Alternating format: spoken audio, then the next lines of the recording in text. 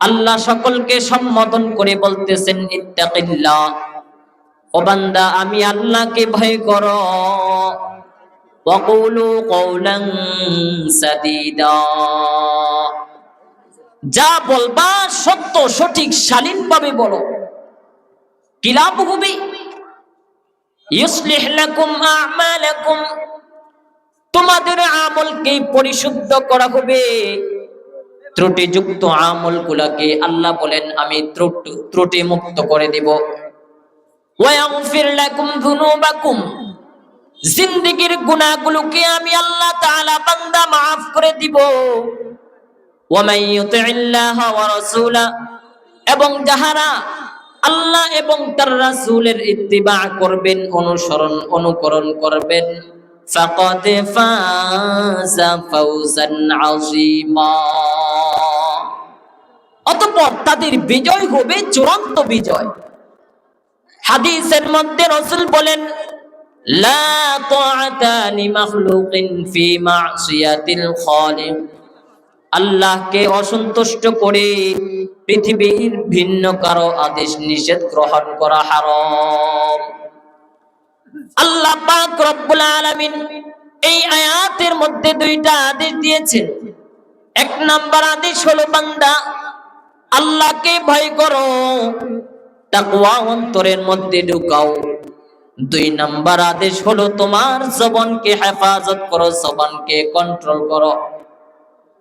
আল্লাহ বলেন বান্দা আমি আল্লাহ পাকের যদি এই দুইটা আদেশ মানতে পারো, আমি আল্লাহ পাক রব্বুল আলামিন তোদেরকে দুইটা পুরস্কার দিব। এক নাম্বার পুরস্কার হলো আমল পরিশুদ্ধ করে দেব, তোমাদের আমল পরিশুদ্ধ হয়ে যাবে। দুই নাম্বার পুরস্কার হলো জিন্দেগীর গুনাহগুলোকে আমি আল্লাহ তাআলা maaf করে দেব। সুবহানাল্লাহ পড়েন। এই দুইটা আদেশ পালন করার পদ্ধতি সিস্টেম কি হবে? একমাত্র আল্লাহ এবং তার রাসূলের ইত্তিবা অনুকরণ করার মাধ্যমে। অর্থাৎ দুনিয়ার সমস্ত মুমিন মুসলমান গোলামি করবে আল্লাহর, আদর্শ বা তরিকা মানবে, রহমাতুল লিল আলামিনের আর কোনো তরিকা নাই। এই জন্য আল্লাহ বলেন বান্দা আমাকে ভয় করো। কিভাবে, কি ভয় করলে কি লাভ হবে? আল্লাহ বলেন যদি আমাকে ভয় করো, চলো যদি জবানকে হেফাজত করো, আমি মালিক তোদের জিন্দেগীর সব গুনাহগুলোকে maaf করে দিই। আল্লাহ পাক রব্বুল আলামিন মানুষকে অসংখ্য নিয়ামত দান করেছেন। মানুষ যদি এই নিয়ামতের শুকরিয়া আদায় করে কিয়ামত পর্যন্ত শুকরিয়া আদায় করলে শেষ হবে না। আল্লাহ বলেন ওয়া ইন তাউদ্দু নি'মাতাল্লাহি লা তুহসুহা, আল্লাহ বলেন বান্দা আমি তোদেরকে যেই নিয়ামত দান করেছি এই নিয়ামতের কদর তোরা শেষ করতে পারবি না। যদি কিয়ামত পর্যন্ত আমার নিয়ামত গণনা শুরু করে দে, ওই নিয়ামতের গণনা করা শেষ করতে পারবি না রে মুসলমান। তোমার দেহের দিকে তাকাইয়া দেখো, মালিক তোমাকে কত নিয়ামত দান করেছেন। তোমার দেহের দিকে বান্দা তাকাইয়া দেখো, তোমার চোখ দুইটা দিকে তাকাইয়া দেখো। তোমার যদি একটা চোখ না থাকতো কি অবস্থা ছিল, কত কষ্টকর।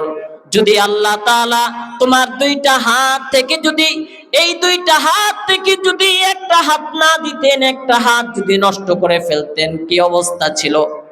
আল্লাহ পাক রব্বুল আলামিন তোমাকে এত সুন্দর করে বানাইলেন, বানাইয়া আবার বলে দিলেন বান্দা আমি তোদেরকে বানাইলাম আমার ইবাদত করবা, আমার নাজ নিয়ামত খেয়ে আমার শুকরিয়া আদায় করবা। আবার একটা জবান দিলাম, এই জবানের হেফাজত করবা। আল্লাহ বলেন মা ইয়ালফিযু মিন কাওলিন ইল্লা লাদাইহি রাকীবুন আতীদ। সুবহানাল্লাহ। আল্লাহ বলেন, বান্দা তুই এই জবান দিয়া যা বলবি, আমি আল্লাহ তাআলা ফেরেশতা পাঠায় দিলাম, আমি ফেরেশতা পাঠায় দিলাম।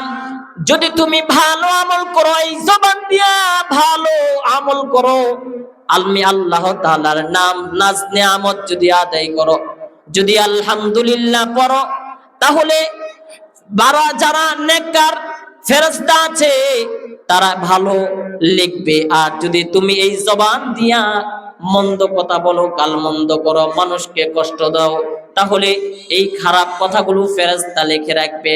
আল্লাহ বলেন, মা ইয়ালফিজু মিন কাউলিন ইল্লা লাদাইহি রাকিবুন আতীদ। ও মানুষ, জানুনি আমি তোমাকে বানাইয়া দুনিয়ার মধ্যে পাঠাইলাম, পৃথিবীর মধ্যে সৃষ্টির শ্রেষ্ঠত্ব দিয়া আমি দুনিয়াতে পাঠাইলাম। আমি দুনিয়াতে দেখব তুমি কি করো। তুমি ভাবতেছো দুনিয়ার মধ্যে ছেড়ে দিছি, দুনিয়ার মধ্যে তুমি দুনিয়াতে আসার পর তুমি আমি আল্লাহকে ভুলে যাইবা, আমি মালিকের দরবারে আর আসতে হবে না, এই চিন্তা যদি তুমি করো ভুল হবে। কারণ আমি আল্লাহ তাআলা ফেরেশতা নিয়োজিত করে দিলাম। যদি বান্দা তুমি ভালো আমল করো, তাহলে ভালো আমলের ফল পাবা। আর যদি বদ কাজ করো, খারাপ কাজ করো, তাহলে খারাপ কাজের আমলও আমি আল্লাহ তাআলা তোমাদেরকে দিব। হাদিসের মধ্যে আসছে, মুসলিম শরীফের মধ্যে এক হাদিসে আসছে, হযরত আবু হুরায়রা রাদিয়াল্লাহু তাআলা আনহু থেকে বর্ণিত, নবীজি একদিন সাহাবায়ে কেরামকে প্রশ্ন করলেন, ও আমার সাহাবায়ে কেরাম, আপনারা কি জানেন আমার উম্মতের মধ্যে কারা সবচেয়ে বেশি গরীব দরিদ্র? সাহাবায়ে কেরাম বললেন, ও পয়গম্বর, আমরা তো জানি দুনিয়ার মধ্যে যাদের টাকা পয়সা নাই, ধন দৌলত নাই, সম্পদ নাই, আমরা তাদেরকে গরীব মনে করি।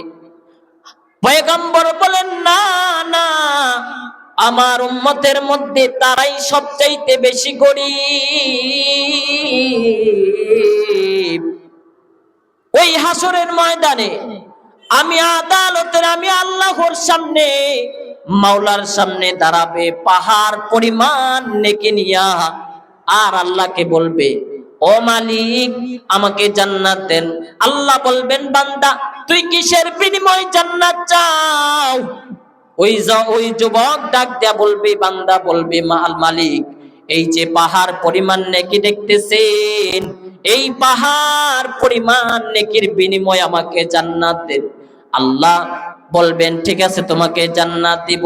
বান্দা তাকাইয়া দেখবে একদিকে এক লোক আইসা আল্লাহর কাছে অভিযোগ দিতেছে, মালিক এই বান্দাটা দুনিয়ার মধ্যে আমার সম্পদ লুণ্ঠন করেছে। আর একদিকে তাকাইয়া দেখবে আরেক লোক আইসা অভিযোগ দিতেছে, ও মালিক দুনিয়ার মধ্যে সে আমাকে গালমন্দ করেছে, আমাকে কষ্ট দিয়েছে, এই কষ্টের বিনিময় তার নেকিগুলো আমাকে দিয়া দেন, আমার গুনাহগুলা তার উপরে চাপাইয়া দেন। এইরকম সবাইকে নেকি দিতে দিতে দিতে দিতে এক সময় ওই পাহাড় পরিমাণ নেকি শেষ হয়ে যাবে।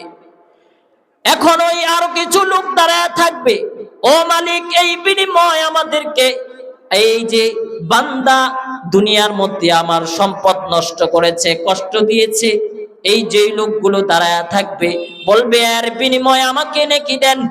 ওই বান্দা বলবে, আল্লাহ তাআলা বলবেন, দেখো নেকি নাই। বলবে, যদি আমাকে নেকি না দিতে পারেন তাহলে সব গুনাহগুলো তার মাথার উপরে চাপাইয়া দেন। এরপরে লাশ পর্যন্ত আল্লাহ তাআলা ওই বান্দাকে জাহান্নামের ঘোষণা করে দিবে। এরে যুবক আল্লাহর গোলাম, বলতেছিলাম আল্লাহকে ভয় করো। আল্লাহ বলেন, ইয়া আইয়ুহাল্লাযীনা আমানুত্তাকুল্লাহ, ও দুনিয়ার মুমিন মুসলমানরা, আমি আল্লাহকে ভয় করো, কারণ তোমাকে ভয় করার জন্য দুনিয়াতে প্রেরণ করেছি। আমি আল্লাহকে ভয় করার মতো ভয় করবা, কারণ গুনাহ নিয়ে যদি কবরে আসো তাহলে কবরের দুই পাশের মাটির চাপ সহ্য করতে পারবা না। কারণ গুনাহ নিয়ে যদি কবরে যাও, দুই পাশের মাটির চাপ এমন ভাবে তোমাকে চাপ দিবে, বান্দা সহ্য করতে পারবা না। এক পাঁজরের হাড় গুলা আরেক পাঁজরে ঢুকে যাবে। আল্লাহ তাআলা গুনাহগারদের কবরের মধ্যে এমন একটা সাপ ছেড়ে দিবে, ওই সাপ 70 একটা বার যদি ওই গুনাহগারকে ঠুকুর দেয়, সবল দেয়, 70 হাত মাটির নিচে চলে যাবে। এই রকম কিয়ামত পর্যন্ত চলতে থাকবে। এরে আল্লাহর গোলাম, বলতেছিলাম আল্লাহকে ভয় করো, কারণ যেই নবীর কোনো গুনাহ নাই, আল্লাহ বলেন পয়গম্বর আমি আল্লাহকে ভয় করে চলেন। ইয়া আইয়ুহান নাবিয়্যু তাকিল্লাহ ওয়ালা তুতি'ল কাফিরিনা ওয়াল মুনাফিকিন। ও পয়গম্বর, আপনি আমি আল্লাহকে ভয় করে চলেন, কাফের আর মুনাফিকের অনুকরণ করবেন না। নবীর এই অবস্থা, সাহাবায়ে কেরামের জিন্দেগির দিকে তাকাইয়া দেখেন, আল্লাহ পাক রব্বুল আলামিন দুনিয়ার মধ্যে 10 জনকে জান্নাতের সার্টিফিকেট দিয়া দিলেন। 10 জনকে সার্টিফিকেট দেওয়ার পরেও তাদের জিন্দেগির দিকে তাকাইয়া দেখেন, আবু বকরের কান্না বন্ধ নাই, ওমরের কান্না বন্ধ নাই, আলী উসমান এইরকম ক্রমান্বয়ে আল্লাহ পাক রব্বুল আলামিন 10 জনকে আল্লাহ পাক রব্বুল আলামিন দুনিয়ার মধ্যে সার্টিফিকেট দিলেন। সার্টিফিকেট দেওয়ার পরে তাদের ইতিহাসের দিকে তাকাইয়া দেখেন, তাদের কোনো কান্না বন্ধ নাই। অতএব হে আল্লাহর গোলাম, এটা একটা দ্বীনি মজলিস, আপনারা বসবেন, দ্বীনি কথা হবে, আলোচনা হবে। এটা এমন একটা মজলিস, এখানে দ্বীনের আলোচনা হবে। এটা একটা জান্নাতি মজলিস। এই জন্য এখন থেকে চিন্তা ভাবনা করেন, এখন থেকেই মনকে এই মাহফিলে থাকার জন্য চেষ্টা করেন, কারণ এটা হলো একটা জান্নাতের বাগান। এখানে উলামায়ে কেরামরা কথা বলবে, আপনারা যদি এই কথা অনুযায়ী মানতে পারেন, এই কথা অনুযায়ী নামাজ পড়েন, রোজা রাখেন, এই হুজুরের কথা শুনে যদি আপনি ভালো হয়ে যান, তাহলে এই আজকের এই মাহফিলটা হয়ে যাবে সার্থক। এলাকার যত মুরব্বিয়ানি কেরাম আছেন, অতএব আপনারা আজকে কমসে কম এই মাহফিলটার জন্য সময় দিবেন। আর এলাকার যুবক ভাইয়েরা এদিক সেদিকে ঘোরাফেরা না করে এই মাহফিলের মধ্যে আসবেন। অতএব আমি যেই কথাগুলো বলেছি, ইয়া আইয়ুহাল্লাযীনা আমানুত্তাকুল্লাহ, আল্লাহকে ভয় করার কথা, আমাকে অল্প সময় দিয়েছি, আমি অল্প কথাগুলো বললাম।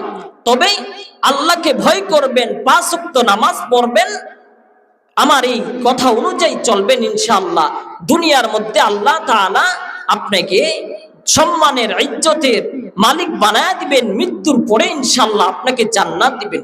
যে কথাগুলো বললাম, আল্লাহ পাক রব্বুল আলামিন সবাইকে এই কথার উপরে আমল করার তৌফিক দান করুন। সকলে পড়ি আমিন। ওয়া আখির দাওয়ানা আলহামদুলিল্লাহি রাব্বিল আলামিন। আসসালামু আলাইকুম ওয়া রাহমাতুল্লাহি ওয়া বারাকাতুহু।